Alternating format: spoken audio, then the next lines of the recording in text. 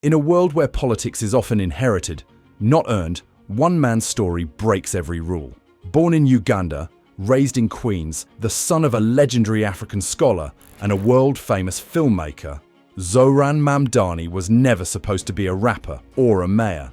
Yet in 2025, he became New York City's first Muslim mayor, the face of a new political generation and the symbol of a changing America. His journey is not just about power, it's about identity, struggle, and belief in the impossible. Our story begins far from New York, in the bustling heart of Kampala, Uganda. It's 1991, and a young boy is born to Mahmoud Mamdani, one of Africa's most respected thinkers, and Mira Nair, the award-winning filmmaker behind Monsoon Wedding and The Namesake. From the very beginning, Zohran's life was surrounded by ideas, creativity, and the restless search for justice. But destiny would soon take him away from his birthplace. When he was just 7, his family left Africa. His father had been teaching in South Africa during the fragile years after apartheid, but soon the family relocated again to America. Queens, New York, the city of immigrants, noise and dreams. For a young boy from Kampala, it was overwhelming. The languages, the lights, the loneliness. He went to the Bronx High School of Science, one of New York's most competitive schools. But being African, South Asian, and Muslim in post-9/11 America was not easy. He didn't quite fit anywhere. Too African for the South Asians, too South Asian for the Africans, too Muslim for some, too liberal for others. Instead of trying to fit in, Zohran began to question everything. Why was rent so high? Why were working-class families suffering in the richest city on earth? Why did some voices always go unheard? These questions, though small then, would one day become the foundation of his politics. In college, at Bowdoin in Maine, he studied Africana studies, but his true classroom was music. He found a new identity behind a microphone, calling himself Young Cardamom. His music wasn't just rhythm, it was rebellion. It was the voice of an immigrant kid trying to understand two worlds. In 2016, his Ugandan-infused hip-hop track Kanda Cartoon went viral back home. It was playful, political, and powerful. "Music taught me what politics never could," he said later. "It taught me how to be heard, but fame was never his goal." After graduation, he returned to Queens to work as a housing counsellor, helping immigrants and low-income families fight eviction. Day after day, he sat across from families crying over notices, court letters, unpaid rent. These weren't strangers. They were people who spoke the same languages as his neighbours, who prayed in the same mosques, who carried the same hopes. When the COVID-19 pandemic hit, everything fell apart. Jobs disappeared. Landlords tightened their fists, and the city's politicians looked away.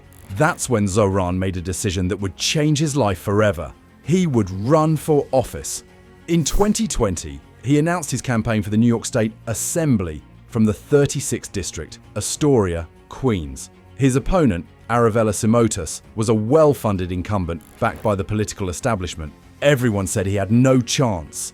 No big donors, no powerful connections, no party machine behind him. But he had something stronger, the people. His campaign was powered by volunteers, students, cab drivers, tenants, and activists who believed in him. They knocked on doors in the cold, they painted banners by hand, and they spoke with the passion of those who had been ignored too long. With the backing of the Democratic Socialists of America, the same movement that helped Alexandria Ocasio-Cortez, his campaign caught fire. When the votes were finally counted, the impossible had happened. Zohran Mamdani, a 28-year-old son of immigrants, defeated the establishment. It was more than an election. It was a revolution of belief. In the assembly, he refused to play by the old rules. "We believe that buses should be fast and..." He fought for free public buses, a $30 minimum wage by 2030, and taxes on the wealthy to fund public housing and childcare. His vision was simple but radical, a city where no one has to be rich to live. He spoke with clarity, never hiding his identity as a Muslim, a socialist, and an immigrant. While others avoided controversy, he embraced honesty. To him, politics was not a career, it was service. By 2025, New York was drowning under inequality. Rents were rising faster than wages, homelessness had exploded, and corporate politics had drained people's hope. Out of this frustration rose a new voice, Zohran Mamdani's campaign for mayor. His message was bold. We don't need a city for the rich. We need a city for everyone. He didn't promise miracles. He promised fairness. And for the first time in years, New Yorkers started to believe again. His campaign felt like a movement, full of music, poetry, and young energy. Immigrants, artists, teachers, taxi drivers, students, they all came together. They weren't just voting for a candidate, they were voting for a vision of belonging. The media mocked him at first, calling him naive, but as debates aired and his message spread across TikTok, Instagram, and the streets, the laughter faded. On election night in November 2025, history was made. The son of an African scholar and an Indian filmmaker became the first Muslim mayor of New York City. When he took the stage that night, the crowd chanted his name. Mamdani! Mamdani! He looked around and said, "This victory doesn't belong to me. It belongs to everyone who was told they don't belong." Cameras flashed, tears fell, and Times Square lit up with his image. It was more than politics, it was poetry. To millions around the world, Zohran Mamdani represents more than a mayor. He represents connection. Africa meeting America, Islam meeting democracy, the immigrant child becoming the voice of the metropolis.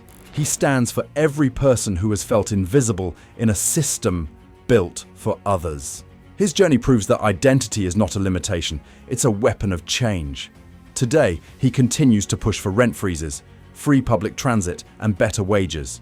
Critics call his ideas unrealistic. Supporters call them necessary. He remains calm, methodical, grounded, a thinker like his father, a storyteller like his mother, and a fighter like the streets that raised him. He once said, "We are not here to play the game. We are here to change the rules." And that's exactly what his life has been, a rule book rewritten. From Kampala's chaos to Queen's concrete, from rap verses to victory speeches, Zohran Mamdani's story reminds us that it doesn't matter where you were born or how many obstacles you face. What matters is what you stand for. As the city lights of New York shimmer behind him, a new chapter begins. One where a young immigrant boy from Uganda leads one of the greatest cities on earth. His journey is far from over, because for Zohran Mamdani, this isn't the end of a story, it's just the beginning.